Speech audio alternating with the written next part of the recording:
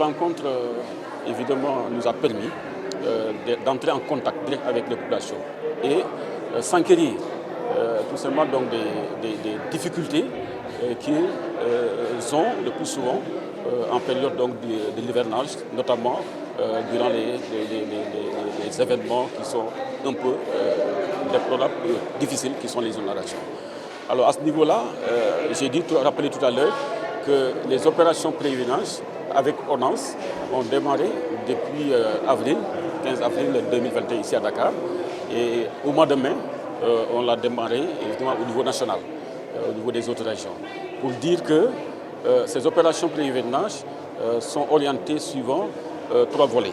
Le premier volet, c'est le curage. Le curage tout simplement donc, des réseaux, mais aussi des stations de stockage, des stations d'exploration donc d'eau pluviale, mais aussi en fait la gestion de ce qu'on appelle les stations de pompage. Parce que ces stations de pompage-là, en réalité, qui doivent fonctionner. Parce que sinon, en réalité, l'évacuation de ces eaux pluviales pourrait poser problème, surtout dans des zones qui sont des zones basses et parfois aussi dans des zones qui sont des voies d'eau et qui sont habitées. Et à ce niveau-là, l'importance de ces stations de pompage est à considérer pour que, évidemment, faire en sorte que s'il s'agit de réhabilitation, on le fasse, s'il s'agit de réparation, qu'on le fasse, mais surtout sa fonctionnalité, ce fonctionnement avec du carburant. Donc, pour vous dire combien, évidemment, le coût d'exploitation est là et qui est une charge par rapport à ONAS, par rapport aux autres acteurs. Et à ce niveau-là, je crois que l'importance surtout de cette rencontre était de dire que les populations qui sont évidemment bénéficiaires, mais qui se sentent acteurs, qui se sentent partenaires, ils doivent jouer leur partition par rapport à la gestion de ces ouvrages. Sinon, on a seul. Et les collectivités territoriales ne pourront pas évidemment s'en sortir pour faire fonctionner de façon correcte ces ouvrages-là. C'est pourquoi les discussions au niveau tout simplement d'aujourd'hui, dans cet atelier, donc tourner autour de ça. Donc on a essayé tout simplement donc, de les sensibiliser, de les responsabiliser, surtout par rapport au mauvais comportement. Donc le mauvais comportement c'est quoi? Mettre des déchets solides au niveau tout simplement donc, des eaux usées qui doivent passer au niveau des rigoles, et essayer de faire en sorte que ces tri soient de fait. Et aussi, par rapport aussi au niveau tout simplement donc, de l'ensemblement aussi, là, les collectivités territoriales doivent jouer un grand rôle. C'est pourquoi on a signé et on a commencé à signer des conventions de partenariat avec ces communes, avec ces mairies, qui évidemment doivent jouer leur partition. Parce que même si vous allez au niveau du code de l'assainissement, ils sont responsables aussi de l'investissement, de réalisation, de la conception même et de l'exploitation des ouvrages de drainage des eaux pluviales, concurremment avec l'État. Donc cela veut dire qu'il faut qu'ils se sentent responsables aussi.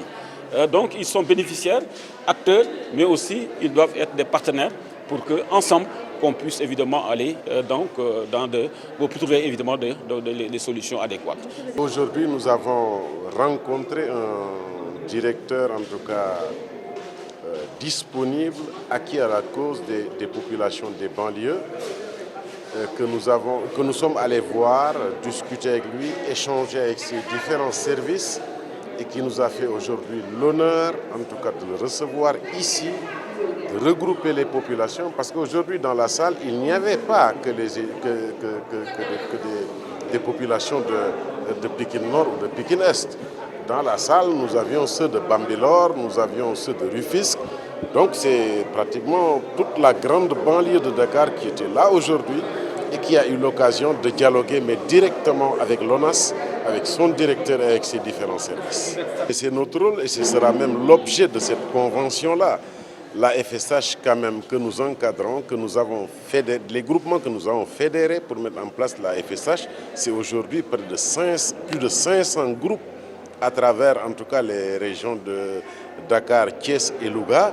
Et ça, c'est le message que nous porterons au niveau des réunions de groupe, au niveau de toutes les rencontres, en tout cas de la FSH, et que nous porterons dans les quartiers les plus reculés de Dakar, mais pour aider aussi à cette prise de conscience-là, pour aider à ce que les gens changent leur comportement par rapport à l'assainissement.